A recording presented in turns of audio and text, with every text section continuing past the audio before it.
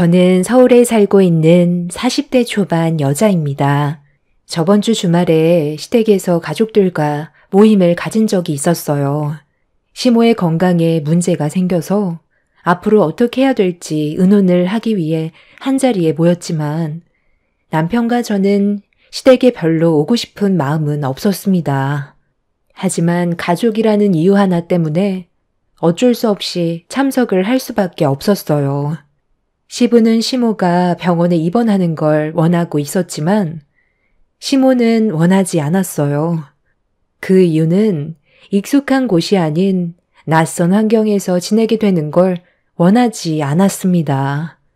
심각해진 분위기 속에 갑자기 초인종 소리가 울렸고 인터폰을 확인해 보니 시동생과 이혼을 했던 동서가 할 말이 있다며 현관문을 두드리고 있었어요. 시동생은 법적으로 남이 됐으니 문을 열어주지 않아도 된다고 했지만 계속해서 현관문을 두드리는 소리에 시부가 자리에서 일어나 문을 열어주었습니다. 동서는 시부의 얼굴을 보자마자 무릎을 꿇었고 한 번만 기회를 달라며 손이 발이 되도록 빌며 오열을 했지만 시동생이 받아주지 않고 있었습니다. 심각해진 분위기는 작년에 있었던 일들을 다시 떠올리게 만들었어요. 시모는 저보다 항상 동서를 더 신경 쓰고 챙겨줬었는데요. 그 이유는 아이들 문제였어요. 동서는 아들, 딸을 낳았지만 저는 딸 하나 낳아 키우고 있었거든요. 둘째도 낳을 수는 있었지만 제 딸이 태어날 때부터 눈에 장애를 가지고 세상 밖으로 나와서 많은 보살핌이 필요해서 둘째 낳을 생각은 전혀 할 수가 없었죠. 시모는 제 딸이 장애를 가지게 된 게 전부 제 탓이라고 항상 저만 보면 불만을 털어놓았습니다. 아이의 몸에 문제가 생기게 된 것도 마음이 아픈데 시모까지 저만 보면 잡아먹으려고 달려드는 행동들에 상당한 스트레스를 받았었어요.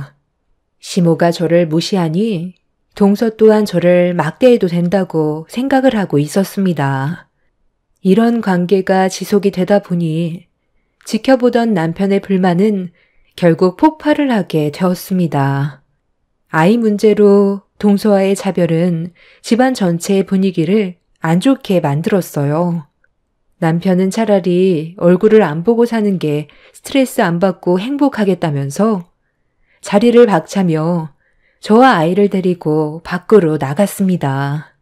그렇게 시댁과 연을 끊고 지낸 지 어느새 8년이라는 시간이 지나갔고 시모와 동서의 얼굴은 안 보고 지냈었지만 시부와 시동생이 저희 집에 가끔 찾아와서 어떻게 지내고 있는지 정도는 대충 알 수 있었어요. 안 좋은 관계가 오랜 시간 지속이 되자 시부도 걱정이 많았는지 저희 집에 잠깐 오셨을 때 앞으로의 관계에 대해 물어보셨습니다. 서로 얼굴 안 보고 지낸 지 벌써 8년이나 됐다. 언제까지 이렇게 지낼 거니? 가족끼리 등을 돌리고 산다는 게 무조건 해결 방법이 되는 건 아니란다. 그렇긴 하죠.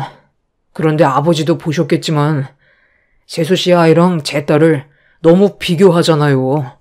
앞이 완전히 안 보이는 것도 아니고 그래도 희미하게나마 아주 조금은 보인다는 거 아버지도 아시잖아요. 조만간 수술까지 계획이 되어 있어서 훨씬 더 좋아질 수 있는데 어머니랑 재수 씨가 제 딸을 바라보는 시선이 너무 불쾌하다고요. 몸이 좀 불편하다고 해서 차별 주는 것 자체가 문제였고 그것 때문에 이 사람도 정말 힘들어 했었는데 두 사람이 어떻게 행동했어요?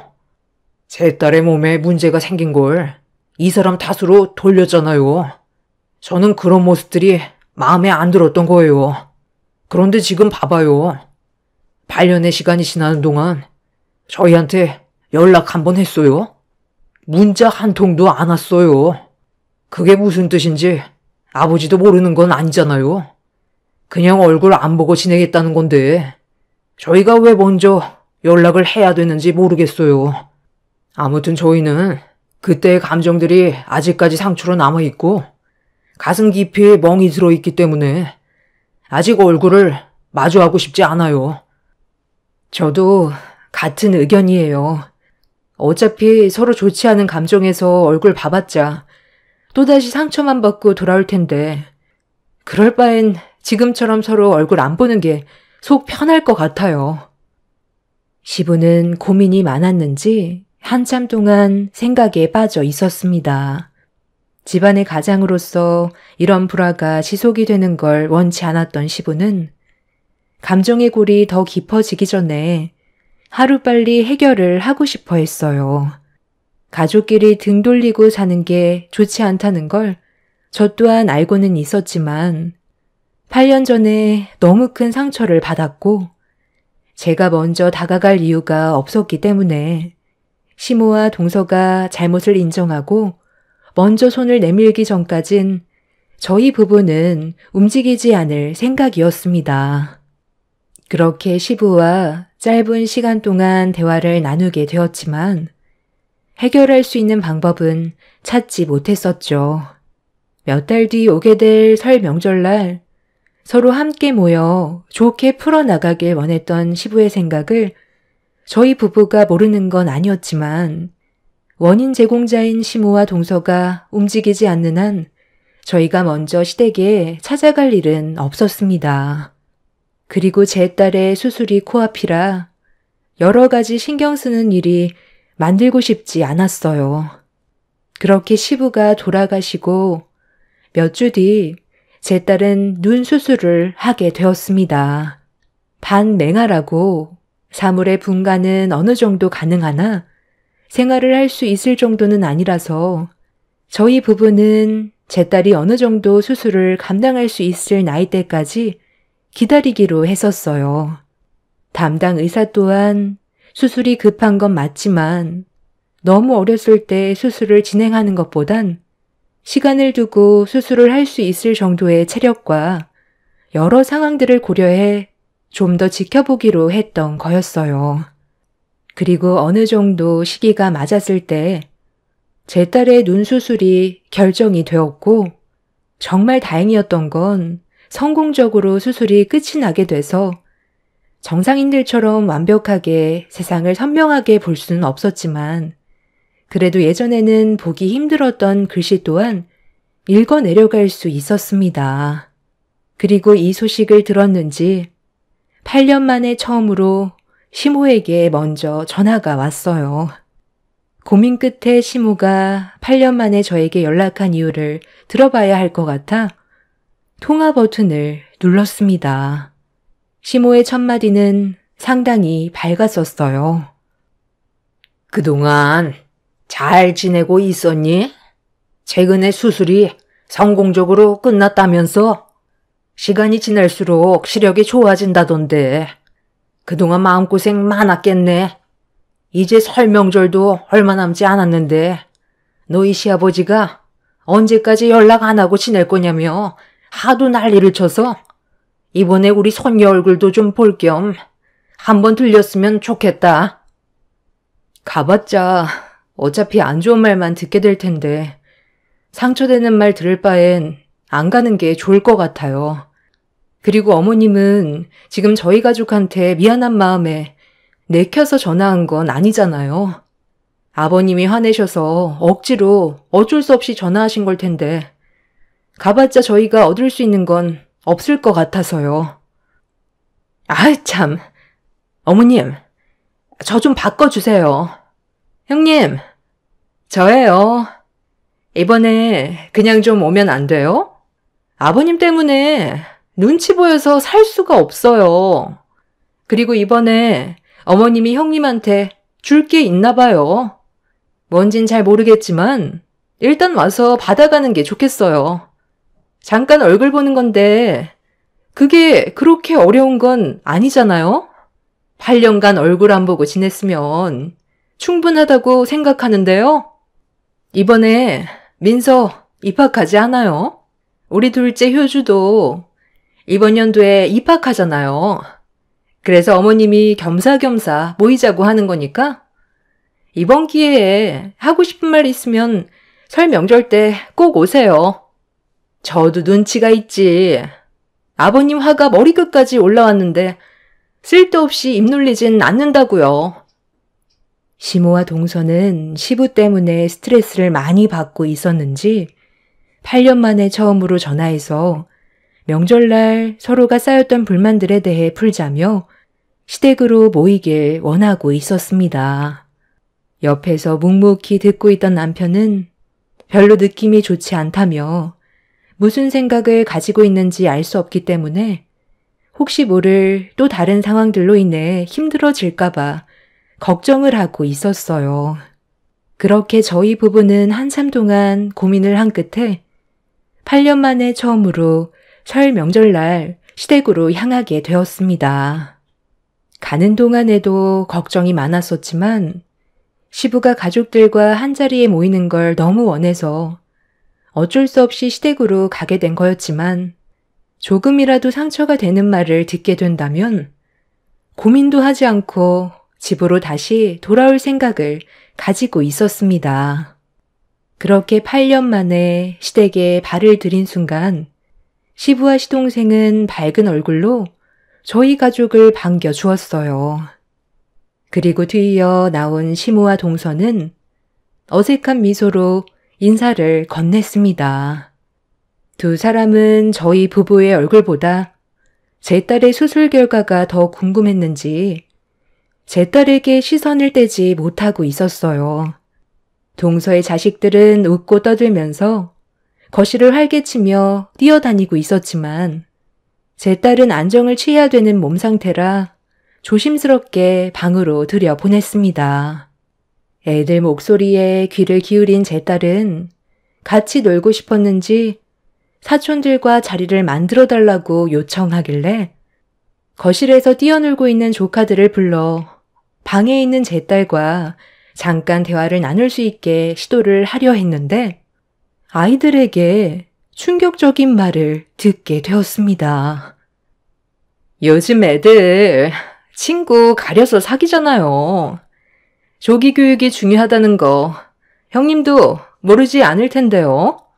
어떤 애들과 만나냐에 따라 아이의 생각과 앞으로의 미래가 달라진다고요. 주변 친구들한테 얼마나 많은 영향을 받는데요. 제 아이들이 배울 게 없다고 생각해서 그런 말을 한 것 같으니 이해해 주세요. 사람마다 생각하는 건 다르잖아요. 그래도 그렇지. 이건 누가 봐도 잘못된 행동이고 바로 잡아주는 게 부모 역할 아니야? 아무리 애들이 어리다 해도 방금 한 말에 대해서는 사과했으면 좋겠어. 나 참, 장애인 보고 장애인이라고 한 게 무슨 잘못이에요? 장애인들이 노는 무리가 따로 있는데 정상인들과 섞이고 싶어 한다는 것 자체가 문제인 거죠. 정상인들이 왜 장애를 가진 사람들 때문에 피해를 봐야 되는 건데요? 방금도 보세요. 우리 애들 잘 놀고 있었는데 앞이 안 보여서 방에 들어갔으면 그냥 얌전히 있으면 되지. 귀는 또 왜 이렇게 밝아서 우리 애들 노는데 끼고 싶어가지고 불러달라고 하면 우리 애들이 같이 놀아줘야 되는 거예요? 제가 뭔데 우리 애들한테 오라가라 하는 건데요. 요즘 세상 장애를 가진 사람들을 향한 시선이 많이 좋아졌다곤 하지만 그래도 불편하고 옆에 있는 것조차 싫어하는 사람들이 아직 훨씬 많다는 거 형님도 모르는 건 아닐 텐데요. 그리고 애들 문제를 어른이 개입하는 것 자체가 통제고 아이들의 생각을 막는 거예요. 자기들이 원하지 않았기 때문에 거부를 한 건데 억지로 사과시키고 놀게 해줄 수는 없잖아요. 아이들의 의견도 존중을 해줘야죠. 장애가 있으니까 장애인이라고 한 건데 그게 뭐가 문제인지 모르겠네요. 8년 만에 보는 얼굴이면 그냥 좋게 대충 넘어가면 되는 거지. 꼭 그렇게 콕 집어서 걸고 넘어져야 속이 후련하세요? 동서는 자기 자식들에게 한마디 했다는 것 때문에 상당히 기분이 나빴는지 얼굴을 붉히면서 흥분을 가라앉히지 못했습니다. 가족들 모두 그런 동서의 모습을 바라보면서 당황해했고 저희 부부는 시댁에 오자마자 동서의 불편한 행동 때문에 어떻게 대처를 해야 될지 모르겠더라고요. 예전보다 더 대범하게 거침없이 본인이 하고 싶은 말만 내뱉는 모습에 집안 분위기를 순식간에 망쳐 놓았습니다. 가족들이 모두 한자리에 모여 있으면 그래도 최대한 말실수하지 않게 조심해야 되는데 동서는 앞뒤 가리지 않고 본인이 하고 싶은 대로 행동을 하고 있었어요. 시모는 붉어지는 시부의 얼굴을 보곤 또다시 큰일이 생기지 않게 하려고 서둘러 상황을 마무리 지었고 어서 저녁이나 먹자는 말로 분위기를 전환시키려 했어요. 시모는 상 차리는 걸 도와달라고 저를 주방으로 불렀습니다. 동서는 본인이 뭘 잘못했는지 전혀 인지하지 못한 상태에서 투덜거리며 주방으로 들어왔어요. 시모는 저와 동서를 식탁에 앉히더니 대화를 이어나갔습니다. 너희 시아버지 성격 뻔히 알면서 꼭 그렇게 했어야 돼? 애들 집으로 돌아가면 그때 뒷감당할 자신이 있니? 내 큰아들 입에서 2번 다시 오지 않겠다는 말이 나오는 순간 우리 입장도 상당히 안 좋아진다는 거 몰라? 아까 뭐라고 했는지 못 알아들은 건 아니잖아. 어떤 일이 생기더라도 오늘만큼은 불만이 있어도 서로 참고 조용히 넘어가자고 했는데 지금 네가 하는 행동을 봐봐라. 어른들 보는 앞에서 네가 큰 며느리한테 대들면 분위기가 어떻게 흘러가겠어? 내가 조금만 늦게 상황을 반전시켰다면 너희 시아버지 입에서 상당히 거친 말들이 나왔을 거다. 다시 한번 말하지만 오늘만큼은 무슨 일이 있어도 참아야 된다. 원래 식사 끝나고 주려고 했는데 네가 지금 기분이 별로 안 좋아 보이는 것 같아서 미리 주는 거니 이거 받고 오늘은 그냥 아무 말도 안 했으면 좋겠다. 알겠지? 우리 손녀딸이 이번에 국제학교 입학한다면서 돈도 상당히 많이 들어간다는 말을 내가 들었거든. 그래서 조금이라도 도와주려고 준비했으니까 학교 들어가는데 보태거라. 지금 내가 가지고 있는 현금이 1억밖에 없어서 일단 그것만 준비해 준 거니까 나중에 더 필요하다고 말하면 바로 계좌로 싸줄 테니 부담 갖지 말고 넣어둬라. 그리고 이건 네 거다. 네 딸도 이번에 학교 입학한다면서 맹아 학교라던데 작은 며느리보다 일찍 우리 집 식구가 됐는데 애가 늦게 생겨서 어떻게도 입학식이 비슷한 날짜에 잡혔네. 쟤는 맹아 학교에 입학한다고? 그럼 그곳은 눈이 안 보이는 애들만 들어가는 곳인가 봐. 그래서 너한테 이걸 좀 준비했다. 그래도 꽤 비싼 걸로 준비했으니까 앞으로 이거 들고 다니면 될 거다. 수술을 해서 앞이 좀 보인다 해도 맹인인 건 맞는 거잖아. 시모는 동서에게 입학 선물로 1억을 건네주었고 제 딸은 맹인 스틱을 건네주었습니다. 살면서 필요한 물건은 맞지만 시모의 말들이 저에게 상당한 아픔으로 다가왔어요. 장애가 있다는 이유로 신체적 문제를 거론하면서 맹인 스틱 주는 것도 감사하게 생각해야 된다며 돈을 줘봤자 깨진 항아리에 물 붓기라며 돈을 써봤자 시모가 느끼는 만족감이 없을 것 같다고 제 딸과 동서 딸을 대놓고 비교하고 있었습니다. 어른들부터가 비교를 하는데 애들이 뭘 보고 배웠겠어요. 동서나 시모나 다를 건 전혀 없어 보였어요. 식탁 테이블에 올려져 있던 스틱을 주워 들었는데 뭔가 이상한 점을 발견했어요. 보통 맹인 스틱의 경우 접이식으로 되어 있어서 펼치면 자동으로 스틱이 펴지게 되어 있는데 보니까 제일 하단 부분이 고장난 건지 펴지지 않고 꺾여 있더라고요. 뭔가 이상해서 자세하게 살펴보니 스틱 아랫부분이 상당히 심하게 휘어져 있었습니다. 하자가 있는 스틱을 건네준 시모에게 불량인 것 같다고 얘기하자 돌아오는 대답이 정말 어이가 없었네요. 그게 말이야. 내가 너 오기 전에 맹인인 것처럼 사용을 한번 해봤거든. 그런데 눈을 감고 걸어가다 보니 턱을 넘지 못해서 넘어졌는데 그때 휘어져 버렸지 뭐냐. 그래도 사용하는데 문제는 없을 것 같아 준 거니까 대충 사용하면 되지 않겠어? 어차피 시력도 조금씩 회복이 되고 있는 중이라며.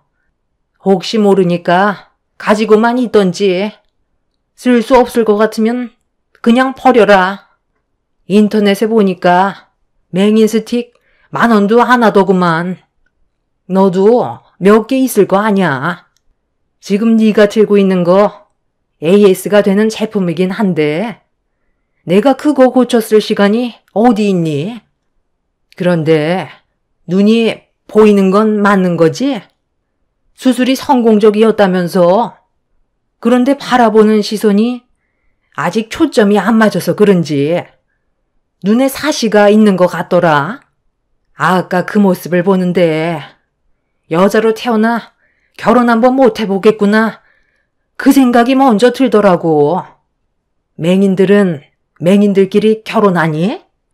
그럼 그 사이에서 태어난 아이도 맹인이 되는 거야? 맹인도 유전일지도 모르잖아. 너희 집안에 시각장애를 가지고 있는 사람들은 없었니? 에휴, 너희들만 보면 한숨밖에 안 나온다. 오늘은 떡국으로 대충 때울 테니까 서둘러 준비하도록 하자. 다들 바쁜데 빨리 먹고 가야 할 거 아니야? 언제까지 우리 집에 붙어 있을 순 없잖아. 시모는 자리에서 일어나 냉장고로 향했어요. 시모의 한마디 한마디가 저에게 엄청난 상처로 가슴에 박히는데 제가 왜 이런 말을 듣고 있어야 되나 싶더라고요. 8년 전이나 지금이나 달라진 건 아무것도 없다는 걸 느끼게 되는 순간이었고 남편과 집으로 돌아가게 되면 다시는 시댁에 오고 싶지 않았습니다. 동서는 기분이 금세 풀려서는 시모 옆에 찰싹부터 음식을 준비하고 있었어요. 그 모습들을 보면서 저도 제 할 일을 찾아 식사를 준비했고 그렇게 가족들이 모두 둘러앉아 자리에 앉았는데 갑자기 제 딸이 시모가 앉을 자리에 있던 떡국과 제 곳을 바꿔달라고 보채고 있었습니다. 이유를 알지 못해 왜 바꿔야 되냐고 물어봤는데 제 딸은 계속 떡국을 바꿔달라는 말만 반복했어요. 저는 그런 딸의 기분을 맞춰주기 위해 떡국을 바꿔놓았고 그렇게 모두 함께 모여 8년 만에 첫 식사를 하게 되었습니다. 그런데 한 그릇을 뚝딱 비운 시모가 갑자기 표정이 일그러지더니 배를 부여잡고 급하게 화장실로 뛰어가 비명을 지르기 시작했어요. 화장실에 들어간 시모가 복통을 호소하며 괴로워하고 있는데 그 이유를 알지 못한 가족들은 화장실에서 나오지 못하고 있는 시모를 기다리고 있었습니다. 시부는 갑자기 일어난 돌발 상황에 많이 놀랐는지 무슨 일이냐고 물어보았고 시모는 본인도 잘 모르겠다면서 배가 너무 아프다면서 힘들어하고 있었어요. 그렇게 한참 뒤 화장실에서 나온 시모는 얼굴빛이 하얗게 변해선 거실 소파에 털썩 주저앉았는데 모두들 의아해하고 있었습니다.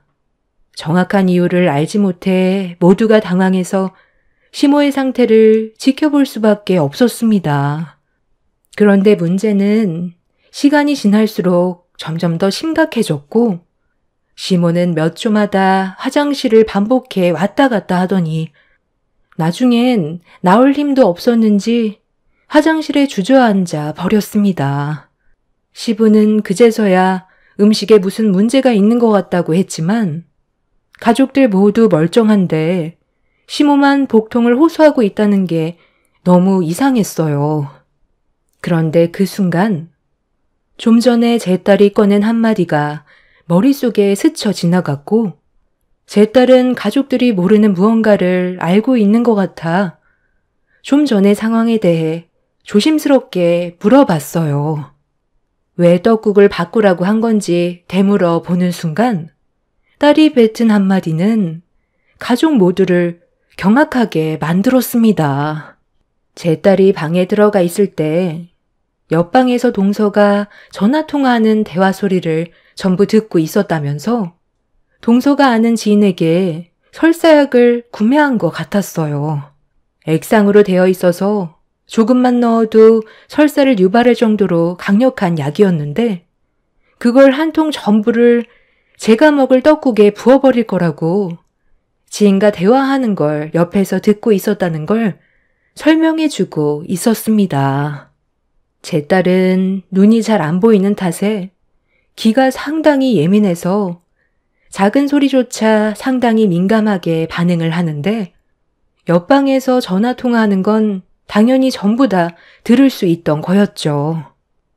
이 사실을 알게 된 제 딸은 평소 자기를 싫어하던 할머니와 바꾸라고 말을 했던 것 같아 보였어요.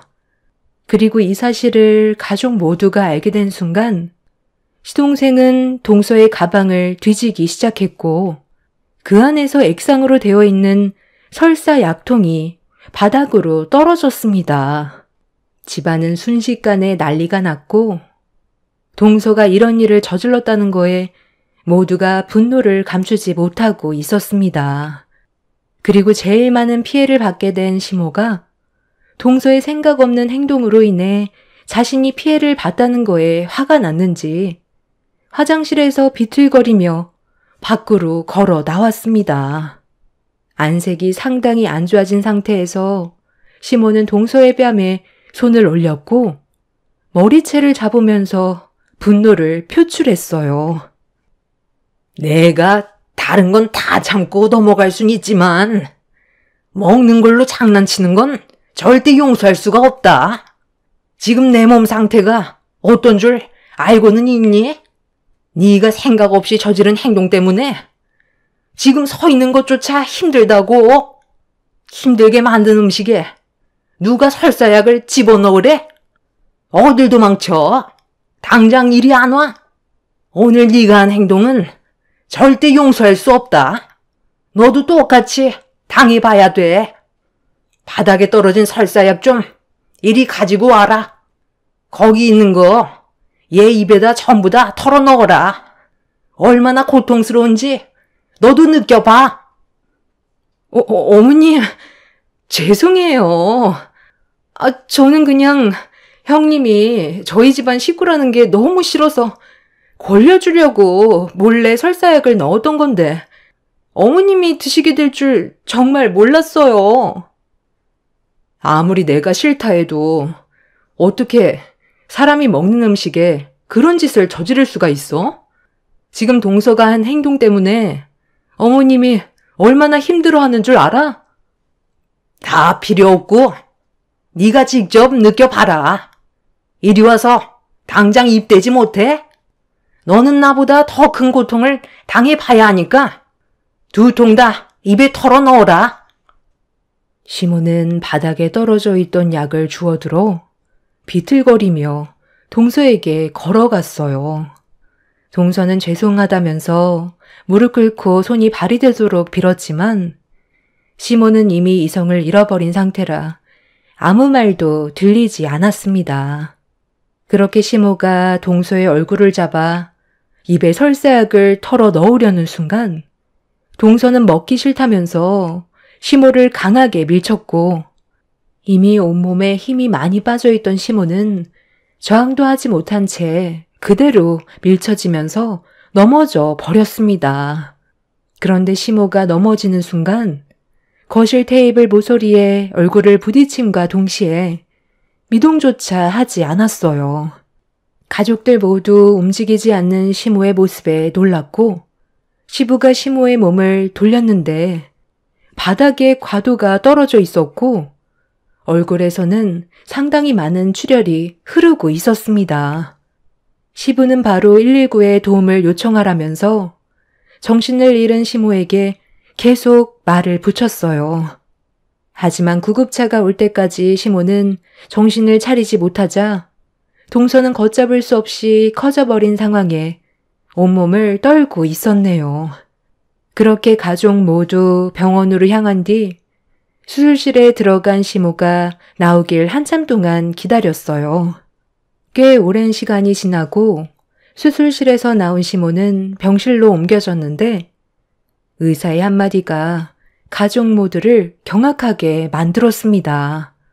시간이 지나면 깨어나겠지만 사고 당시 날카로운 모서리에 눈을 크게 다치면서 양쪽 눈이 거실 테이블 과일 접시에 올려져 있던 가도에 추가적으로 다친 상태라 회복하기에는 힘들 것 같다며 서둘러 이식을 받지 못한다면 평생 앞을 볼 수 없을 거라는 충격적인 말을 듣게 되었습니다.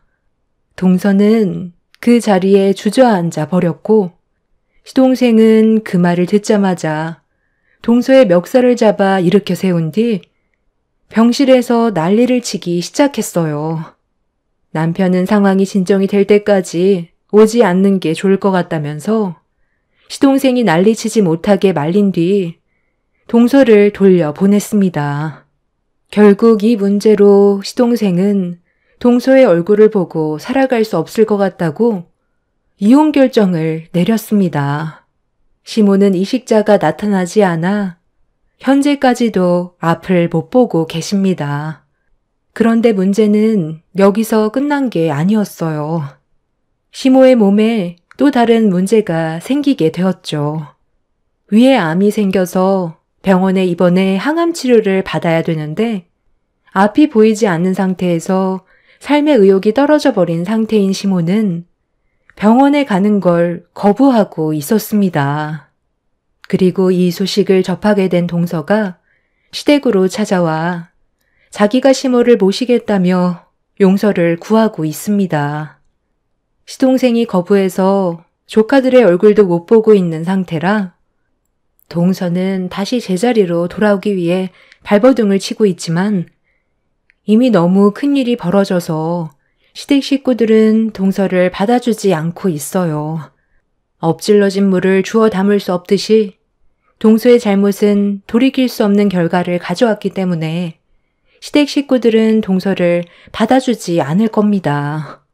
시댁 식구들의 형편이 좋은 거지 동서 집안은 그렇게 잘 사는 집안도 아니었고 이번 일로 인해 법적인 처벌을 앞두고 있는 상태입니다. 본인이 저지른 잘못된 행동이 하마터면 사람의 생명을 앗아갈 수도 있는 상황이었거든요. 저는 동서만 잘못이 있다고 생각하지 않아요. 시모 또한 이 문제를 발생시킨 한 사람이고 어른답지 못한 행동을 동서가 그대로 보고 배운 결과라고 생각합니다. 항암 치료를 받지 않겠다면 시모의 길은 하나밖에 없겠죠. 세상을 등지게 되실 테고 이식받을 기회조차 사라질 텐데 이미 심각한 우울증에 시달리고 있어서 그런지 살겠다는 의욕이 전부 사라져 버렸습니다. 두 사람의 불행은 본인들이 만들었다고 생각해요. 눈앞에 보이는 현실만 처리하고 싶은 동서나 본인의 삶을 한탄만 하고 있는 시모가 제가 봤을 때 둘 다 거기서 거기 같아요. 남편과 저는 병원에 가지 않겠다는 시모의 결정을 존중해 주기로 했어요. 본인의 삶을 남이 살아주지는 않잖아요. 남편은 제 딸한테도 신경을 많이 써야 한다면서 당분간 시댁에 가지 않겠다고 시부에게 말씀드렸습니다. 얼마나 시모와 동서에게 질렸으면 두 눈이 먼 시모의 암 소식에도 등을 돌리려 하겠어요. 이래서 사람은 마음을 곱게 써야 한다는 걸 이번 일을 통해 느끼게 되었어요. 제 사연을 들어주시는 여러분들께서도 언제나 좋은 마음으로 인간관계를 유지하시길 바랍니다. 감사합니다. 안녕하세요. 저는 40대 중반 여자입니다. 곧 추석이 다가오다 보니 재작년 추석 때 있었던 일들이 떠올라 사연을 신청하게 되었습니다. 이번 추석 때도 저희 가족들끼리 시간을 보내기로 벌써 결정한 상태인데 시모한테 전화가 왔어요.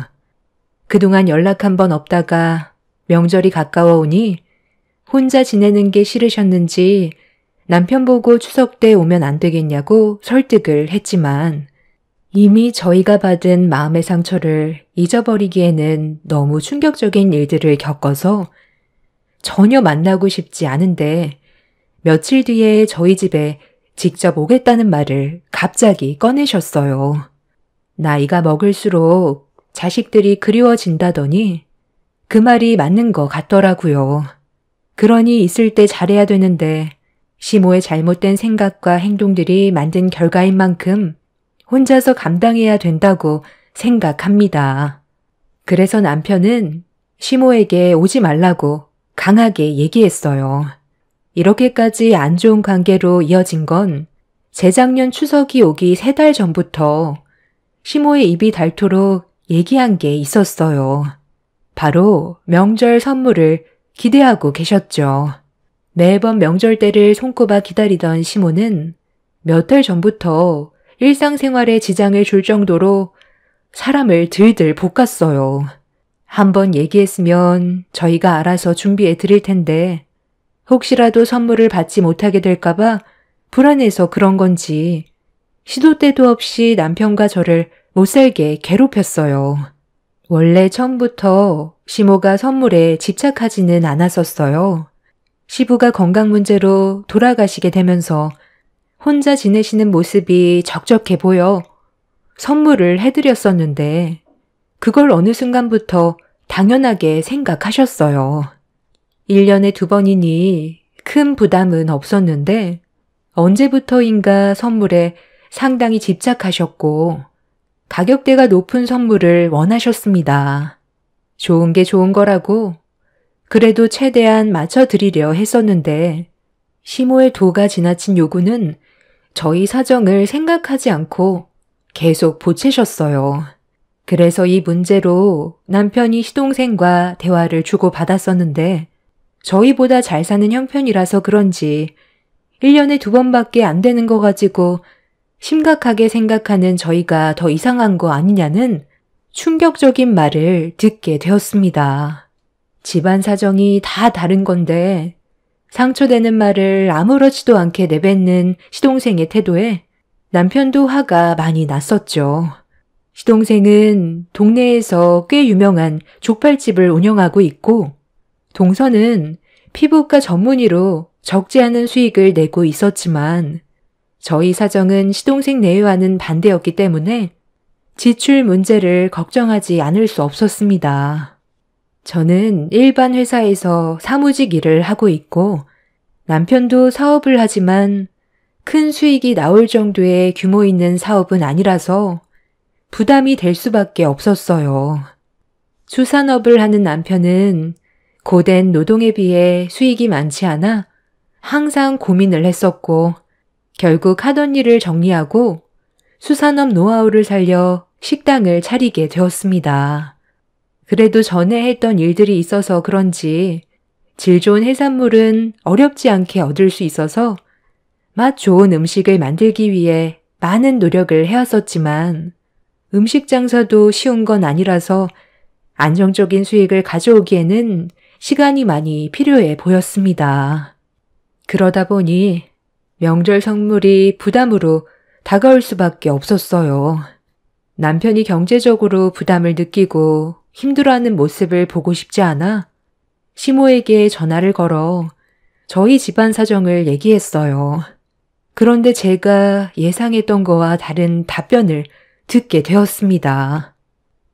명절 얼마나 남았다고? 선물을 주기 힘들 것 같다는 말을 하는 거니? 매번 있는 것도 아니고 1년에 2번 있는 거 항상 손꼽아 기다리고 있었는데 갑자기 그런 말을 하면 내 기분이 어떻겠어? 얼마나 사정이 힘들다고. 선물 하나 해줄 수 없다는 말이 나와? 너는 내가 실망할 거라는 건 생각 안 해봤니? 어머님, 제가 오죽하면 이런 말씀을 드리겠어요. 요즘 식당에 손님이 없어서 제가 받는 월급으로 겨우 생활비 충당하고 있어요. 식당 자리 잡는데 좀 더 시간이 필요해 보여서 그때까지만 기다려 달라는 거예요. 그래도 좀 여유 있는 서방님이랑 동서가 어머님 선물 좋은 걸로 하나 해줄 테니 이번에 저희가 좋은 거 못 드려도 크게 서운해 마세요. 저희 자리 잡히면 더 좋은 걸로 해드릴게요. 너 내가 몇 달 전부터 명품 가방 가지고 싶다고 입에 달고 살았던 거 알면서 어떻게 그럴 수 있니? 원하는 거 해줄 테니 걱정하지 말라고 했으면서 약속은 지켜야 되는 거 아니야? 이럴 거였으면 처음부터 아예 선물 주기 힘들다고 말을 하던가. 나는 이번 명절 선물만 못 빠지게 기다리고 있어서 절대 양보할 수 없으니 무조건 내가 원하는 걸로 준비해 주거라. 얼마 전부터 내가 선물 잘 준비되어 가고 있냐는 말에 반응이 미적지근하더구만. 이런 사정이 있어서 쉽게 말을 꺼내지 못했던 거구만. 어머님, 지금 그이가 하는 식당 계속 어려워지면 폐업까지 해야 돼요. 식당 차리면서 대출도 받았는데 하루에 손님이 10손가락에 꼽힐 정도예요. 비추천 메뉴라서 그런 건지 아니면 음식이 입맛에 안 맞아서 그런 건지 저희도 지금 원인을 찾아가고 있어서 시간이 많이 필요해요. 그러니 너무 서운해 마시고 좋게 기다려 주세요. 제가 힘들게 집안 사정에 대해 솔직하게 얘기하면서 시모한테 명절 선물은 다음에 드리겠다고 했는데 제 말을 딱 잘라버렸어요. 무조건 시모가 원하는 선물을 받길 원하고 있었습니다. 자식이 힘든 상황이고 집안이 무너지게 생겼다고 사정을 하는데도 시모는 심각하게 받아들이지 않길래 저는 너무 큰 실망을 하게 되었고 너무 당연하게 생각하는 모습에 선물은커녕 명절날 시댁도 가고 싶지 않았습니다. 그래서 저녁에 남편이 식당 일을 끝내고 집으로 들어왔을 때 시모와 전화 통화한 거에 대해 얘기했어요. 남편도 상황이 어려워진 만큼 명절 선물은 힘들 것 같으니 나중에 남편이 따로 전화해서 추가적으로 상황 설명을 해주겠다며 대화를 풀어나가고 있었는데 남편의 핸드폰에 시모의 전화번호가 떴어요. 어느 정도 예상하면서 전화를 받았는데 역시나 시모는 남편한테 불만을 털어놓고 있었습니다. 저와 좀 전에 전화통화로 나눴던 대화가 마음에 들지 않았다면서 다가올 명절날 어떻게 할 거냐며 화를 냈습니다. 내가 맨날 바라는 것도 아니고 명절날 너희들이 주는 선물로 그동안 너희 아버지의 세상 떠난 거 위로받을 수 있는 시간들이라 그래도 어느 정도 기대하고 있었는데 상황이 힘들다고 엄마까지 배제시키는 건 너무한 거 아니니? 내가 그동안 너를 어떻게 키웠는데 그깟 선물 하나 때문에 엄마의 마음을 후벼 파야겠어? 엄마, 그게 아니잖아요. 대충 설명 들었겠지만 지금 정말 힘들어요. 아들이 폐업하게 생겼다는데 엄마는 저보다 선물이 더 중요해요? 너희 아버지 세상 떠나고 나서 내가 지금까지 버틸 수 있었던 게 뭐 때문이었는데 너희가 주는 선물 하나에 만족하면서 살아왔었다. 그런데 그것마저 네가 해주기 힘들다니까 내 마음이 얼마나 공허하겠어. 돈이야 또다시 모으면 되는 거지만 엄마는 이번 명절 때 선물 하나 못 받으면 평생 상처로 남게 될 거다. 동생이라 재수 씨가 준비해 줄 텐데 그걸로는 만족을 할 수가 없는 거예요. 저라고 엄마한테 선물 안 해드리고 싶겠어요. 저도 지금 상황이 너무 답답하다고요. 그리고 엄마가 아무리 고집 부린다 해도 지금은 원하는 대로 해드릴 수 없으니 선물 얘긴 그만하세요. 선물은 원해서 드려야 선물이지. 강제로 조공바치듯이 하는 게 선물이에요. 여유 생겼을 때 챙겨 드릴게요. 시모는 남편의 단호한 말에 노발대발하면서 흥분을 가라앉히지 못했어요. 남편은 더 이상 듣고 싶지 않았는지 전화를 끊어버렸고 핸드폰에 불이 날 정도로 시모는 쉬지 않고 전화를 걸었어요. 각자 생각하는 불만들이 화를 불러오게 되자 저희 부부는 더 이상 시모를 상대하고 싶지 않아 핸드폰 전원을 꺼버렸어요. 시모도 화가 많이 났는지 더 이상 연락이 오지 않았고 한동안 조용히 지내고 있었는데 이번엔 동서에게 전화가 왔어요. 시모가 동서한테 저희 욕을 한 것 같더라고요. 형님, 요즘 사정이 많이 힘들다면서요? 어머님이 저한테까지 전화해선 난리도 아니었어요. 1시간 동안 핸드폰만 붙잡고 있었다니까요. 지금 상황이 많이 안 좋으면 제가 어떻게 금전적으로 도움 좀 줄까요?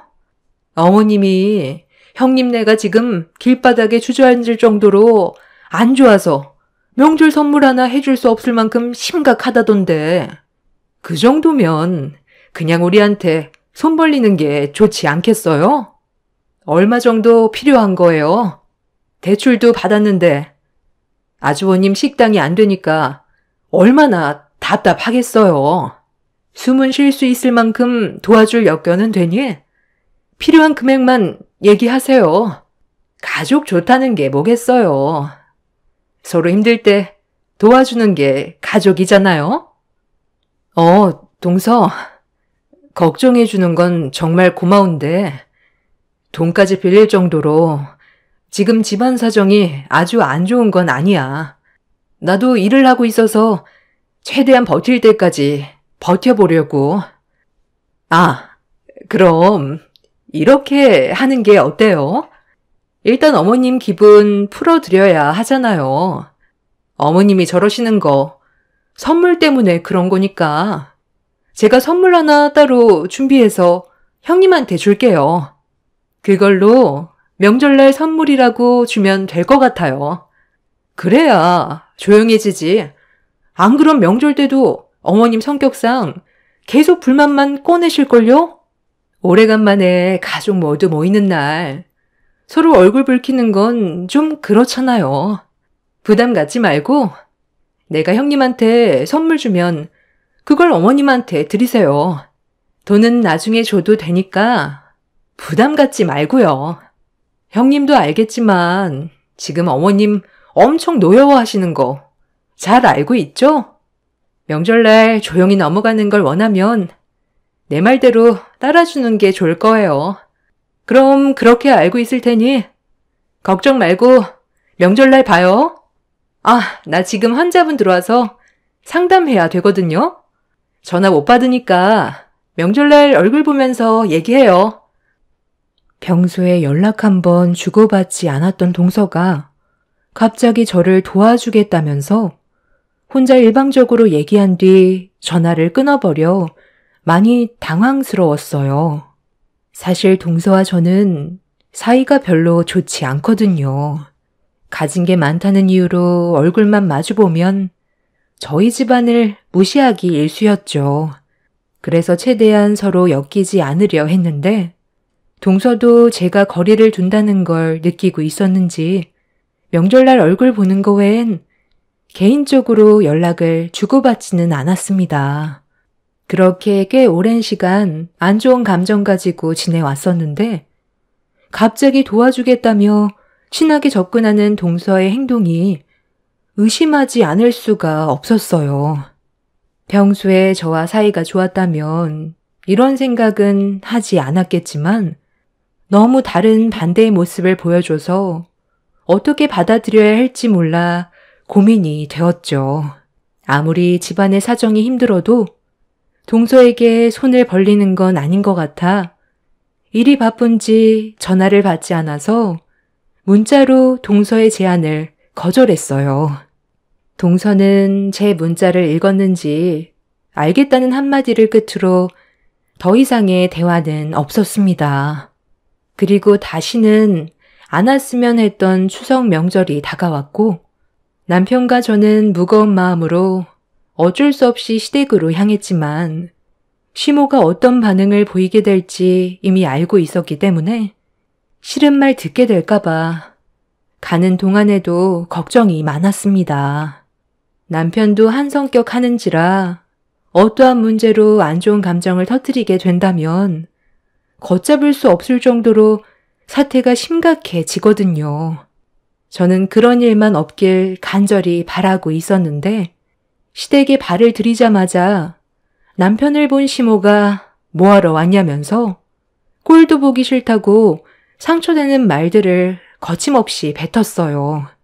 남편은 그런 시모의 모습에 당황한 듯 할 말을 잃어 현관문 앞에 서 있는데 뒤에서 동서내외도 막 도착해선 목소리를 높이는 시모에게 말을 붙였습니다. 그리곤 시모 보고 들으라는 것처럼 제가 반대했던 시모의 선물을 건네주면서 중요한 선물 현관문 앞에 놨다가 잃어버리면 어떡하냐고 마치 제 것인 것처럼 밑밥을 깔고 있었습니다. 동서의 행동에 남편과 저는 당황했고 시모는 저희가 선물을 사왔다는 말을 듣고는 갑자기 태도가 180도 바뀌었습니다. 동서는 아무렇지도 않은 척 먼저 집으로 들어갔어요. 저와 남편은 동서가 무슨 생각을 가지고 있는지 알 수 없는 상태에서 일단 건네준 선물을 제가 가지고 있었습니다. 시모는 저와 동서가 들고 있는 포장된 선물 상자를 보더니 기분이 들떠서는 밥부터 먹자면서 급하게 주방으로 들어갔어요. 동서, 내가 이런 거 필요 없다고 했었잖아. 우리한테는 동서의 호의가 부담으로 다가온다고. 그리고 지금 당장 돈을 줄 수 있는 상황이 아니란 것도 알잖아. 아, 별거 아니니까 돈 안 줘도 돼요. 저는 그냥 안 좋은 분위기 만들어지는 걸 보고 싶지 않아서 했던 행동일 뿐이니 그냥 어머님 저렇게 들떠 계시는데 장단 맞춰주세요. 선물 상자 안에 있는 물건이 뭔데? 비싼 건 없으면 우리가 돈을 갚는데 많은 어려움이 있거든. 혹시 명품 가방은 아니지? 저 상자 안에 물건이 도대체 뭐야?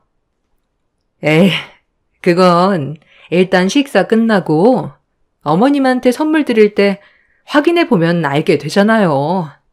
형님이 지금 걱정해봤자 당장 해결되는 건 없어요. 편히 식사부터 하자고요. 이 정도까지 했으면 눈치껏 알아들을 수 있잖아요. 애들 배고프다고 난리니까 일단 밥부터 먹자니까요. 형님이 이럴수록 더 티난다는 거 몰라요? 일방적으로 행동한 동서 때문에 제 심기가 불편해졌던 저는 각자 생각하는 금액대가 다른데 저희 집안 사정보다 더 큰 가격대의 물건이 들어있을까봐 그게 걱정이었어요. 그래서 물어본 거였는데 동서는 귀찮다는 듯 주방으로 들어갔습니다. 남편은 일단 상황을 지켜보자면서 주방으로 들어갔고 저 또한 남편의 뒤를 따르게 되었죠. 그렇게 모두 한자리에 모여 식사를 이어나갔지만 좀 전까지만 해도 난리를 치던 시모의 모습은 어디 가고 전혀 다른 모습을 보게 된 터라 저는 차마 웃고 즐길 심정은 아니었어요. 그렇게 어색한 분위기 속에서 가족들 모두 거실에 앉아 시모가 깎아준 과일을 먹으며 대화하고 있었는데 시모가 기대하고 있는 선물을 보고 싶다는 말에 동서가 먼저 시모에게 선물을 내밀자 기다렸다는 듯 동서가 건네준 선물을 낚아채 급히 확인을 하고 있었습니다. 포장된 선물 상자에서 나온 건 다름 아닌 명품 가방이었어요. 고가의 루이비통 가방이 선물 상자에서 나오는 순간 시모는 입을 다물지 못했고 상당히 기뻐하고 있었어요. 시모는 한층 업된 기분으로 제 옆에 있던 선물 상자를 빨리 달라면서 손을 내밀길래 제가 준비한 것도 아니지만 제가 준비한 것처럼 시모에게 건네주었습니다. 시모는 상자 안에 뭐가 들어있는지 많이 궁금했었는지 급하게 포장지를 뜯고 있었어요.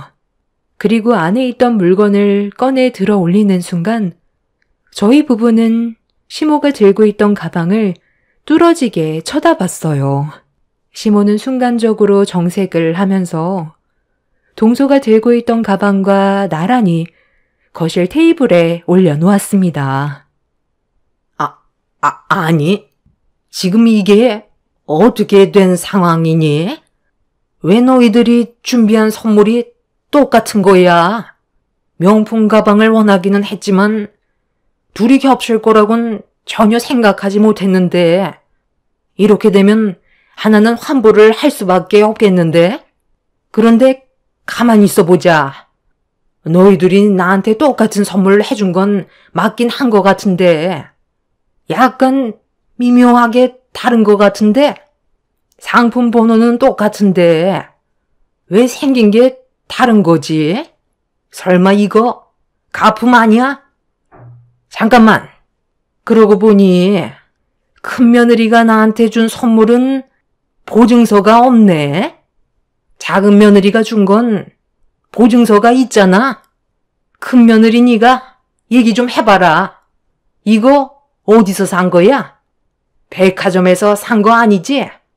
설마 나 속이려고 길거리 시장에서 구매한 거니? 어머, 요즘 이 상품이 유행이라곤 하던데 벌써부터 가품이 돌아다닐 줄 전혀 몰랐어요. 정말 자세하게 안 보면 어떤 게 진짜이고 가짜인지 구분하기 힘들겠어요. 뭘 구분하기 힘들어? 나는 딱 알겠는데 달려있는 것들부터가 싸구려 티가 팍팍 나잖아. 예, 너 지금 나한테 일부러 이런 짓을 꾸민 거지? 내가 하도 명절 선물로 난리를 치니까 명절 때 얼굴 보기 껄끄러워서 어쩔 수 없이 시장에서 몇만 원으로 구매할 수 있는 가방 하나 포장해 온 거 맞지? 이딴 쓰레기 가방을 지금 나한테 걸치려 했던 거야? 어머님, 그게요. 지금 약간 오해가 있는 것 같은데 제가 다 설명드릴게요. 얼마 전에 동서와 잠깐 전화통화를 한 적이 있었어요. 그런데 그때 동서가 형님, 지금 저한테 탓을 돌리려는 거예요? 사람이 어떻게 그래요? 내가 이런 말까진 안 하려 했는데 어머님, 형님이 저한테 전화해선 뭐라고 한 줄 아세요? 돈 좀 빌려달래요. 가진 게 하나도 없는데 어머님이 선물 타령한다고 지긋지긋해 죽겠다면서 명절날 또 얼굴 붉히게 될 것 같아 걱정이라면서 어머님이 이 세상에서 차라리 사라졌으면 좋겠다고 했어요. 제가 그 말을 들었을 때 얼마나 놀라고 기분이 안 좋았는 줄 아세요? 선물 그거 하나 때문에 가족들끼리 얼굴 붉히면서 살아야겠냐고? 저한테 전화해선 어머님 험담하는데 그때 제 기분이 정말 말이 아니었다니까요. 형님이라서 표현도 못하고 제가 할 수 있는 말이 네네 밖에 없었어요. 그러니까 지금 나 바보 취급했다는 거잖아. 내 앞에서는 엄청 힘들다고 죽는 소리 하더니만 뒤에서 나를 험담해? 큰 며느리가 돼가지고 작은 애한테 본이 되는 모습을 보여주기는커녕 나를 인간 쓰레기로 몰아가?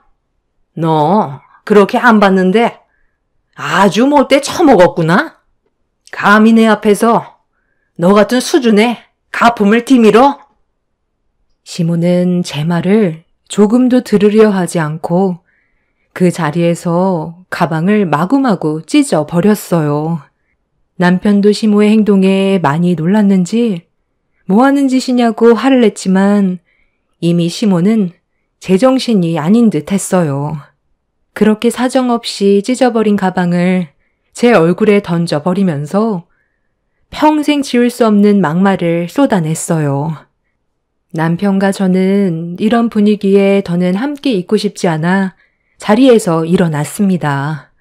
그리고 동서가 한 행동들은 잘못된 거라며 집안 분열을 일으킨 거에 대해 조용히 넘어가지 않을 거라고 화를 냈는데 그 순간 시모가 자리에서 벌떡 일어나더니 어른이 앞에 있는데 동서한테 화를 냈다고 제 머리채를 잡았습니다. 갑작스런 상황에 너무 놀라 비명을 질렀고 남편은 소리치며 뜯어 말렸지만 시모는 그동안 저에 대한 불만이 많았었는지 머리를 잡고 있던 손을 놓지 않았어요.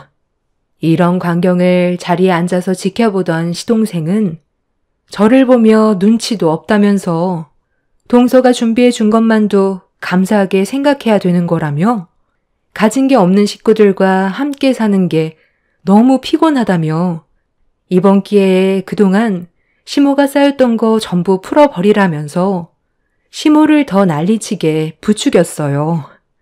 남편은 온 힘을 다해 시모를 강하게 밀쳐버렸고 뒤로 넘어진 시모는 다시 자리에서 일어나 저를 노려보고 있는데 그 순간 방문을 열며 밖으로 나온 동서의 아들이 울먹이며 밖으로 나왔어요. 그리고 제 옆으로 다가오더니 바닥에 찢어져 있던 가방을 주워 들었습니다. 그 모습을 모두가 당황하며 보고 있는데 찢어진 가방을 들고 있던 동서 아들이 그 가방을 동서에게 집어 던졌어요. 그리곤 이어서 충격적인 말을 꺼냈습니다.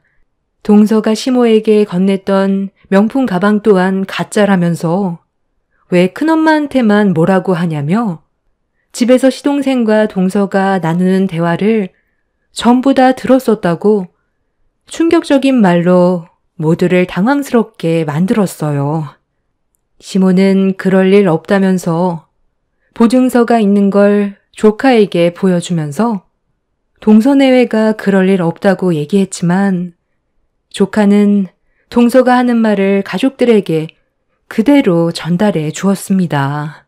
저에게 건네주었던 선물은 가품 중에서도 최하급이었고 동서가 시모에게 주었던 가방은 가품 중에서도 최상급으로 보증서까지 비슷하게 만든 제품이었습니다. 그리고 지금까지 시모에게 선물해줬던 모든 물건들이 전부 진품이 아닌 가품이었다는 걸 조카가 전부 털어놓으면서 큰엄마한테만 왜 뭐라 하냐고 집이 떠나가라 호통을 치기 시작했어요. 싸우는 거 보고 싶지 않다면서 눈물을 흘리고 있길래 저는 조카를 진정시켜 주었습니다. 시모는 그 자리에서 털썩 주저앉았고 동서는 말까지 더듬더니 횡설수설하고 있었는데 분노한 시모가 테이블 위에 올려져 있던 가방을 들어 냅다 던져버렸고 그동안 속고 살았다는 거에 엄청난 배신감을 느끼게 되었는지 다 필요 없다면서 전부 다 나가라고 소리를 질렀습니다. 시모가 분노하는 모습을 보게 된 시동생은 자리에서 벌떡 일어나더니 결국 이런 상황까지 오게 될 줄 알았다면서 동서에게 분노했고 시동생 내외는 그 자리에서 서로 언성을 높이면서 싸우기 시작했어요. 시동생은 벌만큼 벌고 있기 때문에 제대로 된 선물을 해주고 싶어 했지만 동서가 그걸 원하지 않았습니다. 늙은이가 무슨 명품이냐고 막말까지 섞어가면서 저보다 더 큰 불만을 가지고 있었어요. 정작 본인도 명품 하나 제대로 걸치지도 못하는데 힘들게 돈 벌어 모아 시모에게 갖다 바치는 선물들이 아깝다면서 이런 삶을 사는 거에 대해 불만을 털어놓고 있었습니다.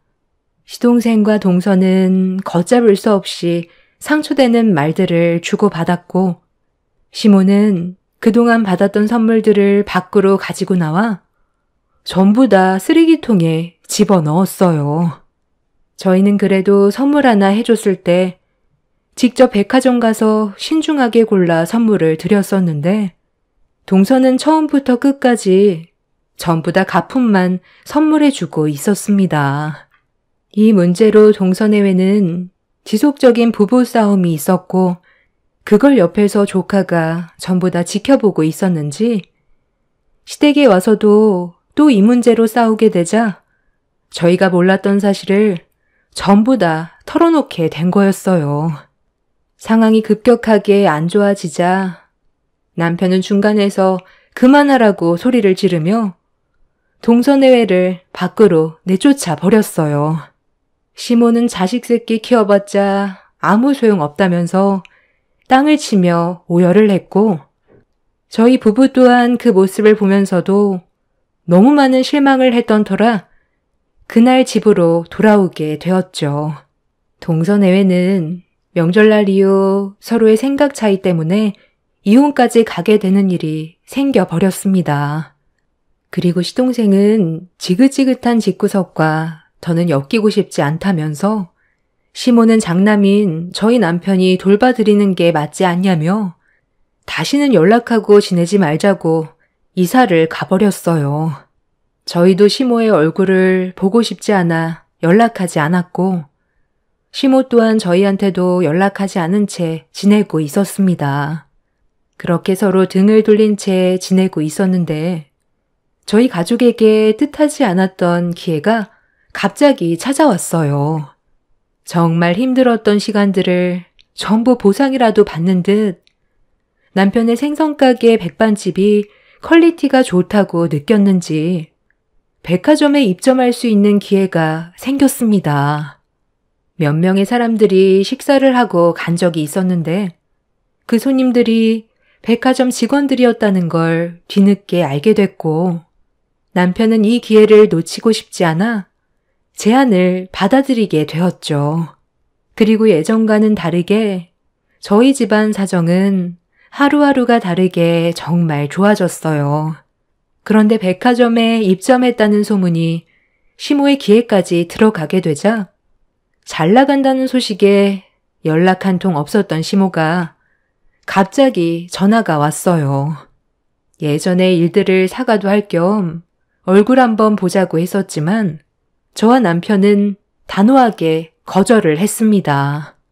그동안 남편을 온갖 무시하던 시모가 남편이 잘 나가게 되자 또다시 접근하려는 모습이 너무 꼴보기가 싫었어요. 그래서 저는 딱 한마디 했었죠. 누굴 건드린 줄 아냐며 열심히 노력하는 사람에게는 무조건 기회가 찾아오게 되어 있다면서 시모가 함부로 오라가라 할 사람이 이제 아니라고 더는 연락하지 말라고 했어요. 그날 이후 몇 번 더 연락이 왔었지만 핸드폰 번호까지 전부 바꿔버렸습니다.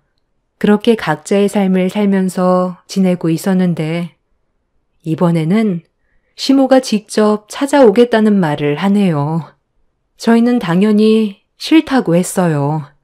그 이유는 동서와 이혼한 시동생의 가게에 문제가 생긴 것도 있었습니다. 족발집을 운영했었는데 다른 지역으로 이사 가면서 다시 장사를 시작했지만 더는 지킬 가정이 없어서 그런 건지 시동생은 예전처럼 족발 가게에 매달리지 않았어요. 그리고 결국 폐업을 하게 되었죠. 그래서 남편과 같이 일을 하면 어떻겠냐고 부탁을 했지만 받아주지 않았습니다. 껄끄러운 상황 자체를 만들고 싶어 하지 않았어요. 욕심이 한도 끝도 없으면 그 끝은 나락이라는 걸 이번 일을 통해 느꼈으면 좋겠어요. 저희 부부는 정말 열심히 살아왔었고 노력 끝에 좋은 결과를 얻게 되었습니다. 또다시 시모와 엮이고 싶지 않아요. 저희 가정은 지금 이대로가 행복하거든요. 시모는 연세가 들수록 등 돌린 자식들이 그립고 지난 날이 후회가 되겠죠. 돌아가신 아버님 핑계로 자식들 등골 빼먹으려던 못된 심보, 제발 고치셨으면 좋겠네요. 제 사연을 들어주신 여러분들께서도 가족들에게 바라기만 하는 것보단 서로를 아껴주고 챙겨주시길 바랍니다. 감사합니다.